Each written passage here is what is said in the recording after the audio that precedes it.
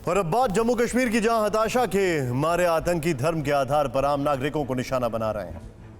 इस बीच जम्मू कश्मीर के उपराज्यपाल मनोज सिन्हा दिल्ली पहुंचे हैं। सूत्रों से जानकारी मिल रही है कि कल गृह मंत्री अमित शाह के साथ उनकी मुलाकात है। लेकिन फिक्र की बात यह है कि घाटी में सुरक्षा बलों की चुनौती बढ़ गई है। ऐसा इसलिए क्योंकि वहां हाइब्रिड टेररिस्ट सक्रिय हो गए। आज हम आपको बताएंगे कि हाइब्रिड टेररिस्ट का मतलब क्या है।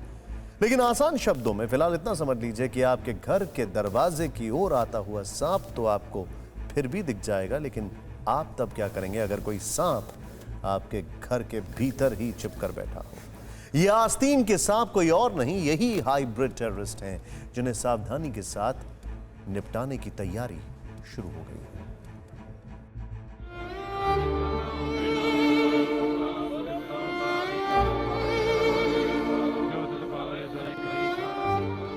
खतरनाक होता है इंसानों का इस तरह ताबूत में कैद हो जाना। इससे भी ज्यादा खतरनाक ये कि आतंकवादी धर्म पूछकर हत्या कर रहे हैं। और सबसे खतरनाक ये कि ऐसे खतरनाक और घृणित वारदातों को आस्तीन में छिपे सांप ही अंजाम दे रहे हैं।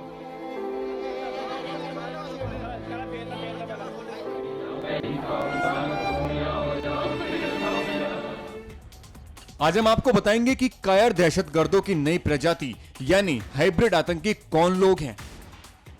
लेकिन पहले इन आंसुओं से पैदा हुए आक्रोश को देखिए, जो कि वाजिब भी हैं।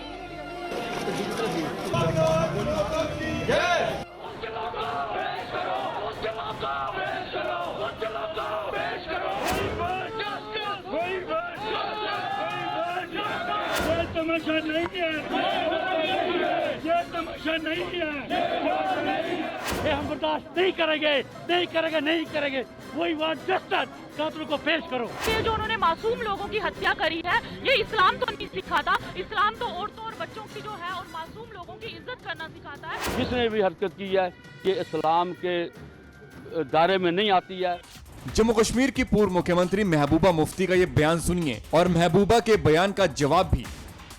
मुझे डर ये है कि ये जो सानिया हुआ, इस सानिया के बाद कश्मीर में और सख्ती करेंगे ये लोग, क्योंकि उनको बहाना मिल जाएगा और सख्ती का और जुल्म का और सितम का, जो पिछले 2.5 साल से इन्होंने यहाँ के लोगों का नाक में दम कर रखा है। मैडम, आप पहले टीचिंग लो या किसी से सीखो कि बात किस ढंग से करते हैं।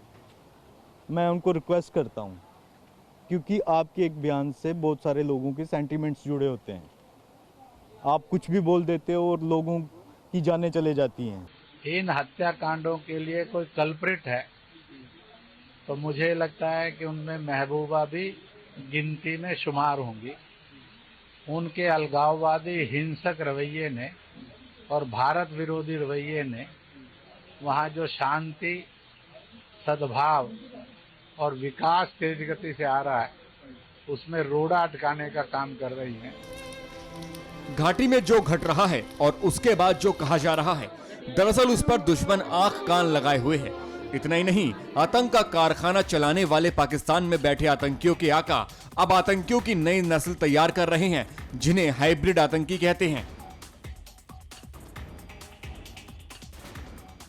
जांच एजेंसी से सूत्रों की माने तो ये तमाम हमले मिलिटेंट संगठन द्वारा उन तमाम हाइब्रिड मिलिटेंट से कराए जा रहे हैं, जो कि मिलिटेंट तो नहीं है लेकिन कह सकते हैं पार्ट टाइम मिलिटेंट है। इनको पाकिस्तान में बैठे हैंडलर टास्क देते हैं, उसके बाद ये हमला करते हैं और हमला करने के बाद अपना मामूल का काम शुरू करते हैं। ये तमाम वो लोग होते हैं जो OGW यानी ओवरग्राउंड वर्कर की तरह ही काम करते हैं। इन लोगों का कोई भी रिकॉर्ड हालांकि सुरक्षा बलों या पुलिस के पास नहीं होता है, जिसके चलते इन्हें दर्द दबोचना कहीं ना कहीं चुनौती भरा रहता है। जबकि जम्मू कश्मीर में हिज़्ब, लश्कर, जैश, TRF जैसे मिलिटेंट संगठन कमांडर्स या उनके मिलिटेंट्स की पहले ही लिस्ट जम्मू कश्मीर पुलिस और काउंटर इंसर्जेंसी फोर्सेस के पास रहती है। अब जो सारा शिफ्ट है वो हाइब्रिड मिलिटेंट्स को दर्द दबोचने पे लगा है।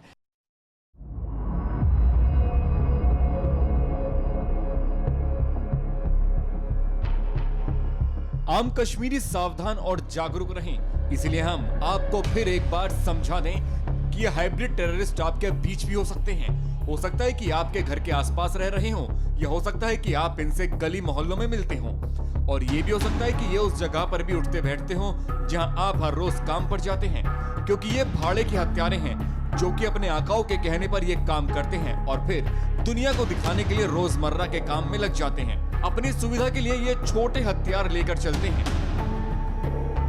ध्यान देने की बात यह है कि इस वर्ष अब तक जम्मू कश्मीर में आतंकियों ने 28 नागरिकों की हत्या की है। इनमें 7 गैर मुस्लिम हैं। इन सभी घटनाओं में आतंकियों ने पिस्तौल का इस्तेमाल किया है और सारे के सारे ऐसे आतंकियों ने अंजाम दिए हैं जिनकी नई भर्ती हुई है। इन सभी तथ्यों का इशारा इसी ओर है कि हाइब्रिड आतंकी काम पर है। यही वजह है कि उनका काम तमाम करने के लिए कमर कसी जा रही है। केंद्र सरकार अपने टॉप काउंटर टेरर एक्सपर्ट्स को घाटी भेज रही है ताकि वहां लोकल पुलिस की मदद की जा सके और पाकिस्तान के इशारे पर उछल रहे आतंकियों को हमेशा के लिए शांत किया जा सके। ये समय निश्चित रूप से शोक का है। पिछले कुछ दिनों में कश्मीर ने जिन लोगों को खोया, उसके बाद आंसू और आक्रोश दोनों वाजिब हैं। लेकिन फिक्र की बात यह है कि हम भारत के लोग कमजोर पड़ेंगे या आपस में बटेंगे तो आतंकी अपने मंसूबों में कामयाब होने लगेंगे। सबसे जरूरी यह है कि हम आपसी सद्भाव बनाए रखें। अड़ी सोमवार से शुक्रवार शाम 6 बजे सिर्फ TV9 भारतवर्ष पर।